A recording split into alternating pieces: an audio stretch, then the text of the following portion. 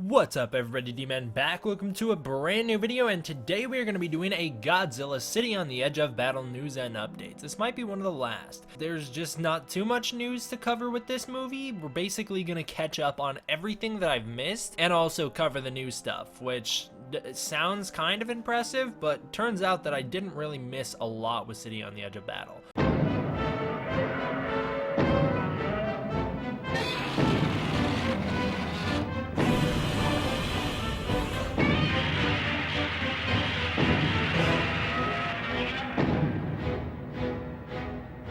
Starting off, we'll go back to December in 2017. There was a Godzilla Monster Planet documentary that aired on different Japanese TV stations. I don't have anything to say about it other than that it happened, and it's pretty cool to see that Godzilla's getting some mainstream attention over there, although, you know, this newest installment in the anime trilogy didn't do great at the box office. However, the first one did pretty good, so that's always a bonus. So there was a picture post on Twitter of a game designer. I don't think I've actually played any of his games, but he's like into horror games. His name is Kojimhiro. I think I said that probably wrong, but you know what? That's the best I can do. And he posted a picture of him hanging out with the large Godzilla Earth Bandai vinyl that you can get. So it's pretty cool. This guy, I believe, is working on the Metal Gear Solid movie with Jordan Vogt-Roberts. If I'm wrong in that, then they must just be buddies, because they definitely hang out a lot and they have a lot of pictures together. There is a No Anime, No Life Godzilla Monster Planet poster for sale being sold at Tower Records in Japan. You can also get it online. I have a link down below for you.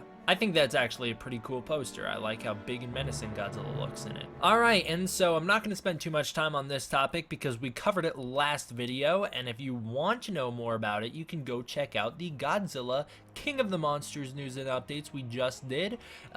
Basically, Tanaka Studios, for those of you who only follow my Godzilla Monster Planet videos, my Godzilla anime videos, Tanaka Studios, the sculpts that I've been covering on the channel for the past little while, are not actually models that you can buy. Well, I mean, you can buy them, yes, but they're not painted, and supposedly you have to put them together. And, you know, I say supposedly, but that's only because I don't know if you have to put all of them together or just some of them together. You have to assemble them on your own, and you have to paint them on your own. You can pay someone to do it, but it'll cost like 100 more to be painted, and the figures are already about 500 bucks each. So, you know, it's not totally worth it. That being said, there were some amazing pictures of Godzilla Earth, the Tanaka Studios sculpt, that were posted recently, showing off Scarlet Godzilla Earth version of the Tanaka Studios sculpt, and it's awesome. I think if I could get mine painted like that, that is how I'd want it, because that's so cool. I think Scarlet Godzilla Earth is awesome. So a long time ago, the actual announcement for this movie, we had a picture of a concept art that was released. I haven't really talked about it on the channel. I don't really have too much to say about it other than,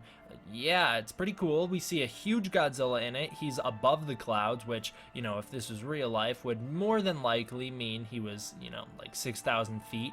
But in the movie, I guess he's just supposed to be 1,000 feet, and these are real low-hanging clouds. Some people thought, oh, you know, these are icebergs. It's not clouds. He's just in the water. However, we do see this brought to life in the trailer, and they are definitely clouds. So, yeah, I don't know. It's a pretty cool picture, though. There have been City on the Edge of Battle banners that have been in the subway stations in Japan. We can expect to see these coming up for Godzilla the Planet Eater, or Godzilla the Eater of Stars. And by the way, guys, the title Godzilla the Eater of Stars, it's not calling Godzilla the Eater of Stars, alright? It's Godzilla : the Eater of Stars, okay? Because it's referring to King Ghidorah, who's coming to Earth, who is going to be fighting Godzilla in the third installment of the anime trilogy. When Godzilla City on the Edge of Battle came out in Japan, there were some in-theater goodies that you could pick up. These included a pamphlet booklet, which had tons of great information in it. Some little bags of Godzilla. I guess you could get those to hold your pencils in or something. A bottle cap with Godzilla on it, which I think is a little weird,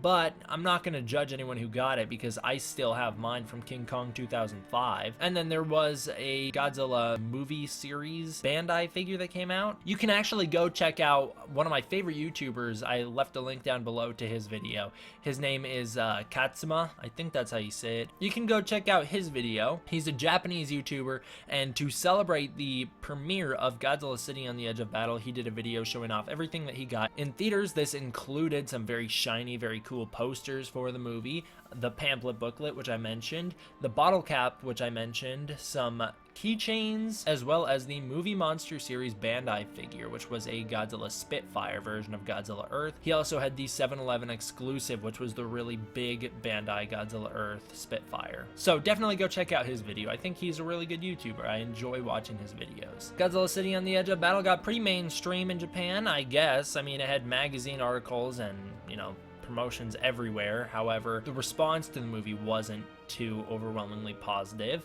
Then we got some promotional pictures on Twitter of Mayana. I think this is a pretty cool picture. She looks pretty badass. We have a promotional picture of Godzilla Earth's face while he's roaring in the fire. That's always cool. And we also have a picture of Scarlet Godzilla Earth roaring up at a hill. This is probably the ending of the movie right here. And he has one of those EMPs stabbed right into his shoulder. So this is the news you guys are interested in. Godzilla City on the Edge of Battle apparently is just gonna drop on Netflix this week. I'm not sure why. It just kind of seems like it's coming out of nowhere. I feel like they announced it last time. Like, we knew ahead of time quite a bit. Like, we knew a little bit in advance, at least a couple weeks from what I remember, before the Monster Planet showed up on Netflix. But this one, they just said at some point in the week, we don't know when, there will be the sequel to the Godzilla anime that will come out on Netflix for the US viewers, which just seems very weird. I don't know, it'll probably come out Friday if I had to guess, because that's usually when movies premiere, but I don't know if the last one came out on Friday. I think it came out on a Tuesday, so it could come out tonight or it could come out tomorrow. I have no idea. This comes to us from The Hollywood Reporter, so it is reliable. That's pretty interesting. I'm excited to see it. I know that it's not going to be great, and I know that there's a lot of flaws with the movie that people have already been talking about, which involves lack of certain characters in the movie that people wanted to see more of, and a lot of people were very disappointed in the second installment in this anime trilogy. However, I think because I know all this stuff going in, it kind of gives me a little bit of a buffer, so it's not like I'm going to get my expectations too high. I know exactly what I'm getting into. I'm getting into, and by the way guys, what you're getting into, we are all getting into a very slow-paced human story, very human-centric, not a lot of Godzilla, pretty much exactly what I anticipated. I made that post on my YouTube channel and on Twitter, and maybe on Facebook. I made that post a little while ago where I was basically saying my prediction for the movie is that it will have little to no Godzilla. The fans are gonna hate it.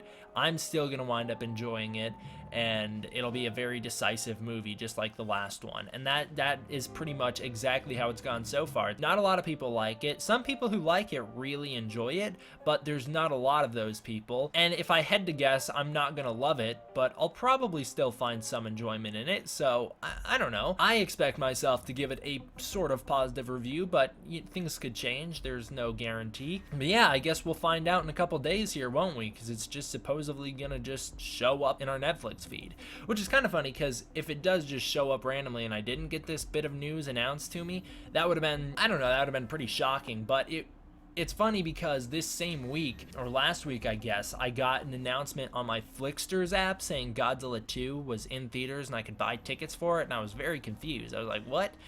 So I checked it, and it was just an old notification, because I guess Flicksters forgot to change the release date for Godzilla King of the Monsters till 2019. I guess they had it stuck at that 2018 release date from 2014 when it was announced. But I don't know, it's cleared up now, so they have the correct date in there currently. Anyways guys, thank you all for watching. I hope you enjoyed. See you guys next time. Let's look out for the movie, because it could show up at any point this week. D-Man, out.